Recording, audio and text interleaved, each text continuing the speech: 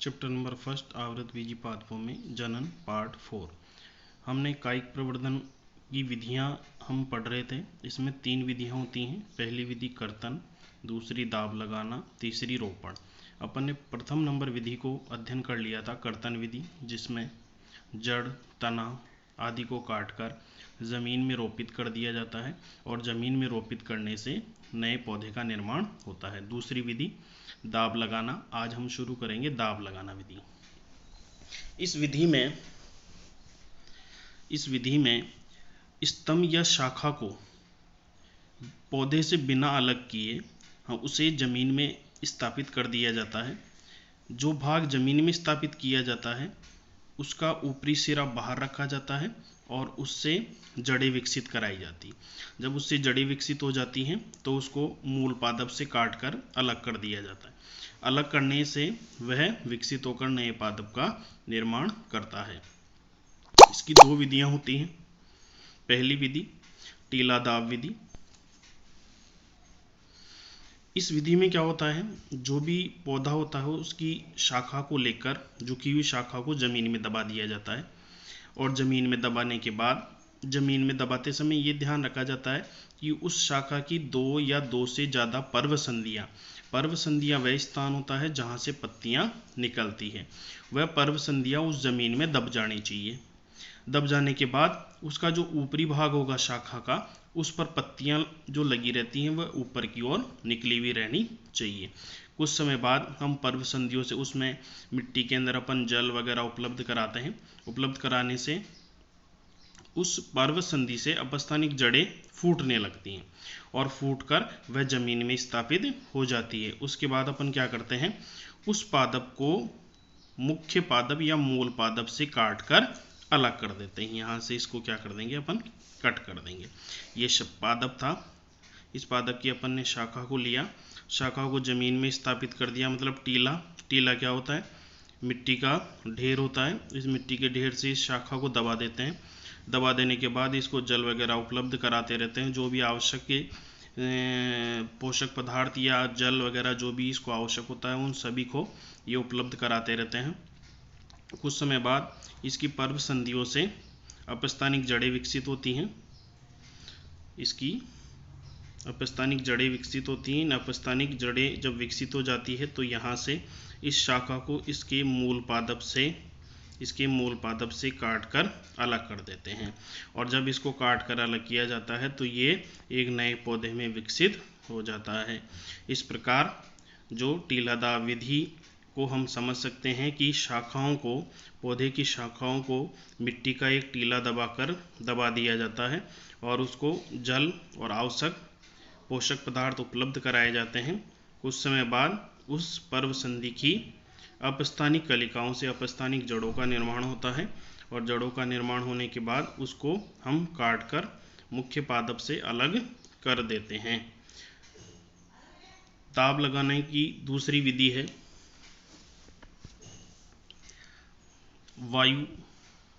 वायु या गुट्टी लगाना। सामान्यतः ये विधि वृक्षों पर उपयोग की जाती है। सामान्यतः ये कहाँ पर उपयोग की जाएगी, वृक्षों पर, जिनकी शाखाएं बहुत मोटी होती हैं। इसमें क्या किया जाता है, जो शाखा होती है उस शाखा की ऊपरी वलय को काटकर हटा दिया जाता है। ऊपरी वलय को काटकर हटा दिया जाता है और ऊपरी वलय को हटाने के बाद उस छाल को हटाने के बाद अपन क्या कर देते हैं, उसके ऊपर रुई और कपड़ा लपेटकर उसे धागे या रस्सी से बांध देते हैं।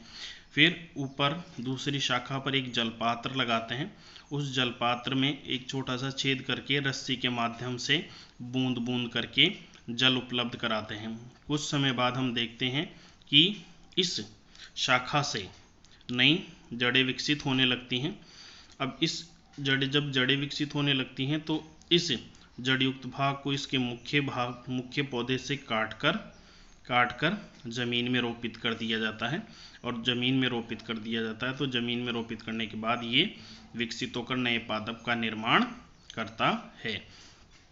इस प्रक्रिया में अपन जो ये विधि दाब लगाना या वायु दाब लगाना या गुट्टी लगाना जो विधि है, इस विधि के अंदर हम क्या करते हैं कि जो वलय होती है उस वलय को हटाते हैं। पहले शाखा के ऊपर जो छाल होती है, छाल को हटा लेते हैं, फिर उसके ऊपर रुई कपड़ा लपेट कर उसको रस्सी से बांध देते हैं, और जिस रस्सी से बांधते हैं उसी रस्सी का भाग ऊपर एक मटका या जलपात्र रख दिया जाता है।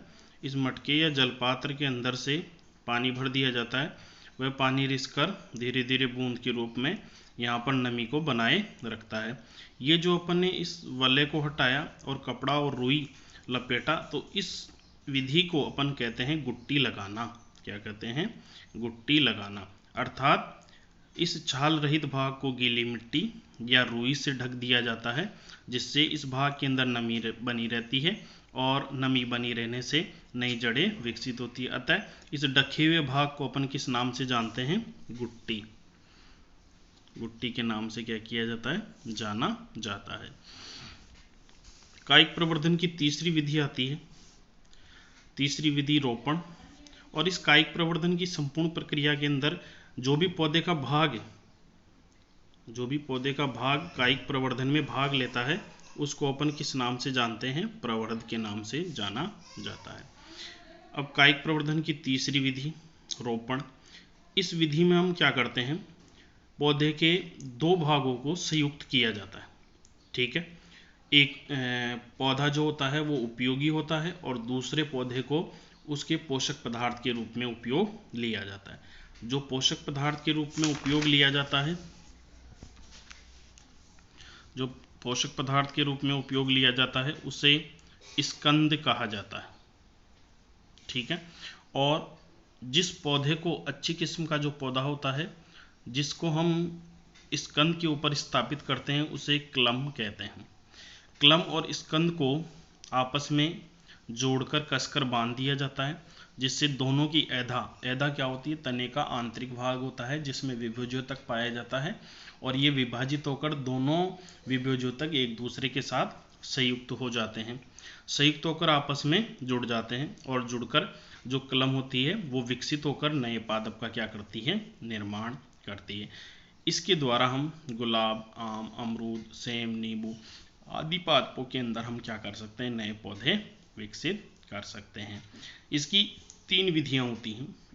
पहली इसकी निम्न विधियां हैं: हिप जिब्भी या जीवारोपण, दूसरी विधि है फच्चर रोपण, तीसरी विधि है किरीट या मुकुट रोपण, चौथी विधि है कलिका रोपण। इन चारों विधियों के अंदर हम क्या करते हैं? क्लम और स्कंद को अलग अलग तरीके से जोड़ा जाता है, और जोड़ने के आधार पर ही इसकी चार विधियां होती है। पहली विधि हिप या जिह्वी या जीवारोपण। इस विधि में अपन क्या कर देते हैं? दो क्लम और स्कंद जो दोनों होते हैं वो समान मोटाई के होते हैं। इन दोनों में 5 से 8 सेंटीमीटर का चीरा लगा लेते हैं। अब चीरा लगाते समय अपन जो स्कंद में चीरा लगाते हैं वो वी आकार का लगाते हैं, और क्लम में जो चीरा लगाते हैं वो इसके अनुसार ऐसा चीरा लगाते हैं कि क्लम स्कंद के अंदर फिट हो जाए। तो इसके क्लम को स्कंद के अंदर फिट करके इसे चारों ओर से रस्सी से बांध दिया जाता है। फिर कुछ समय बाद क्लम जो होता है वो विकसित होकर क्या कर देता है? नए पादप को बनाना शुरू कर देता है। दूसरी विधि आती है फच्चर रोपण। फच्चर रोपण के अंदर क्या होता है? स्कंद में वी आकार का चीरा लगाते हैं, और क्लम में वेज आकार का चीरा लगाते हैं, मतलब सीधा का सीधा ही उसको उसके अंदर क्या कर देते हैं? फिट कर देते हैं। ये देखिए कुछ इस प्रकार से, ये क्लम, ये स्कंद, इस क्लम को इस स्कंद के अंदर ऐसे चीरा लगाकर इस क्लम को इस स्कंद के अंदर क्या कर दिया जाता है?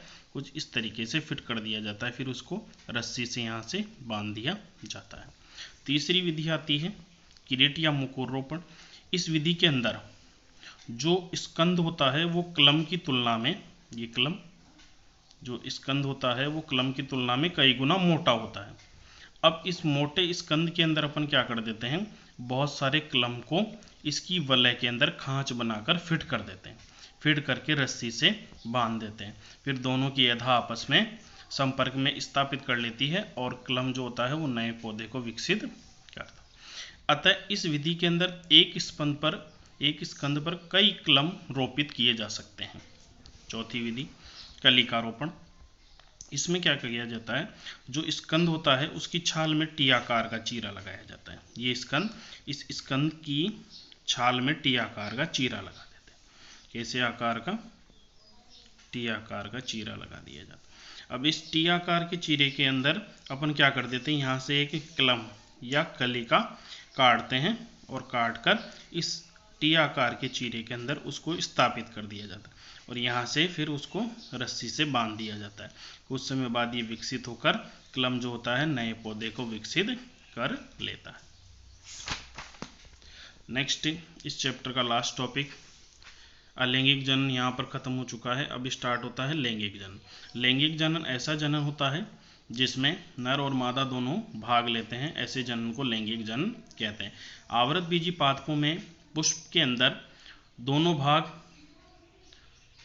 अंदर नर और मादा दोनों जननांग उपस्थित होते हैं और वो निषेचन की प्रक्रिया के द्वारा नई संतान को उत्पन्न करते हैं।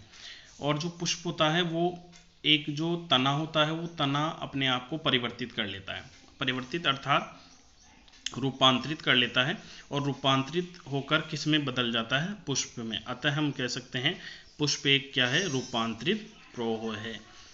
नेक्स्ट आता है पुष्प के भाग। पुष्प के 4 भाग होते हैं, बाह्य दलपुंज, दलपुंज, पुमंग और जायांग। बाह्य दलपुंज ये सबसे बाहरी चक्र होता है। इसकी एक लगी इकाई को बाह्य दल कहते हैं। इसका रंग हरा होता है। ये बंधे होते हैं। बंधे का मतलब जनन की प्रक्रिया में भाग नहीं लेते हैं। ये सहायक चक्र होते हैं। दूसरा दलपुंज, ये बाह्य दल के अंदर की ओर जो चक्र होता है उसे दलपुंज कहते हैं। ये दूसरा चक्र होता है। इसकी एक लगी इकाई को दल कहते हैं। ये रंग बिरंगे होते हैं जो कीटों को अपनी ओर आकर्षित करने का कार्य करते हैं। फूल का जो सुंदर भाग होता है वह दल होता है। ये बंधे होते हैं और सहायक चक्र होते हैं, जनन की प्रक्रिया में भाग नहीं लेते। तीसरा चक्र आता है पुमंग। ये नर जननांग होता है। इसकी एक लगी इकाई को पुंकेसर कहते हैं। पुंकेसर के 3 भाग होते हैं, पराकोश, पुतंतु और योजी। पुंकेसर के अंदर पराकण बनते हैं और पराकण जो होते हैं नर युग्मक होते हैं। अतः ये जो चक्र होता है एक आवश्यक चक्र होता है। मादा जननांग जो होता है वो होता है जायांग। इसकी एक लगी इकाई को कहते हैं अंडप। अंडप के 3 भाग होते हैं, वर्तिकाग्र, वर्तिका, अंडाशय।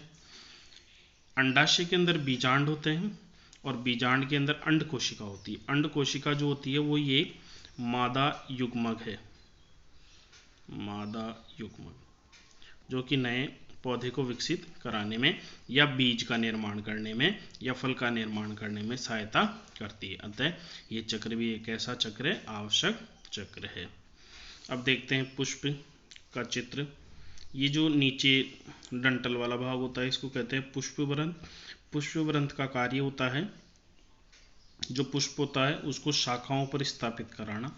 पुष्पासन पुष्प का आसन होता है जिस पर चारों चक्र विराजमान होते हैं। ठीक है, बाह्य दल इसी पे विराजमान होता है, दल भी इसी पे विराजमान होता है, पुमंग भी इसी पे विराजमान होता है और जायांग भी इसी पे विराजमान होता है। तो पुष्प का जो आसन होता है जहाँ चारों चक्र एक साथ संयुक्त रहते हैं उसे पुष्पासन कहते हैं। बाह्य दल ये भाग जो कि हरे रंग के होते हैं ये जननांगों की सुरक्षा का कार्य करते हैं। ये दल जो रंग बिरंगे होते हैं कीटों को आकर्षित करते हैं जिससे परागण की क्रिया संपन्न हो सके। दूसरा भाग पुमंग। पुमंग के अंदर ये पालीनुमा भाग जो होता है उसे कहते हैं पराकोश।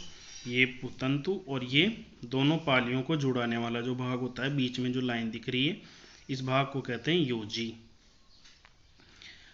जायांग। जायांग के भी 3 भाग होते हैं। जायांग की एक लगी इकाई होती है अंडप। अंडप के 3 भाग होते हैं, वर्तिकाग्र, वर्तिका और अंडाशय।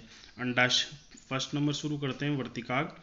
वर्तिकाग्र चिपचिपी होती है और चबूतरे की तरह कार्य करती है ताकि यहाँ से पराकोश में से पराकण इसके ऊपर चिपचिपी संरचना के ऊपर आसानी से आकर चिपक जाएं और इनको पराकणों को बैठने के लिए एक सतह उपलब्ध कराती है। यहाँ से वर्तिकाग्र को वर्तिका अंडाशय से जोड़े रखती है। अंडाशय के अंदर बहुत सारे बीजांड लगे होते हैं। बीजांड आगे चलकर बीज का निर्माण करता है और अंडाशय आगे चलकर फल का निर्माण करता है। बीजांड आगे चलकर निषेचन के बाद बीज का निर्माण करेगा और अंडाशय जो होगा वो आगे चलकर फल का निर्माण करता है। अब पुष्प के अंदर अपन ने पढ़ा कि 4 चक्र होते हैं, बाह्य दल, दल, पुंमंग और जायान। इसी के आधार पर पुष्प को हम 2 भागों में बांट सकते हैं। पहला पूर्ण पुष्प, अगर ऐसा फूल जिसके अंदर चारों के चारों चक्र उपस्थित हो उसे पूर्ण पुष्प कहते हैं। और उदाहरण के तौर पर हम देखें तो सरसों और मटर ऐसे पुष्प होते हैं जिनमें चारों के चारों चक्र बाह्य दल, दल, पुंमंग और जायान चारों उपस्थित होते हैं, तो ऐसे पुष्प को कहते हैं पूर्ण पुष्प। अगर चारों चक्रों में से कोई सा भी एक चक्र अनुपस्थित होता है तो ऐसे पुष्प को कहते हैं अपन अपूर्ण पुष्प।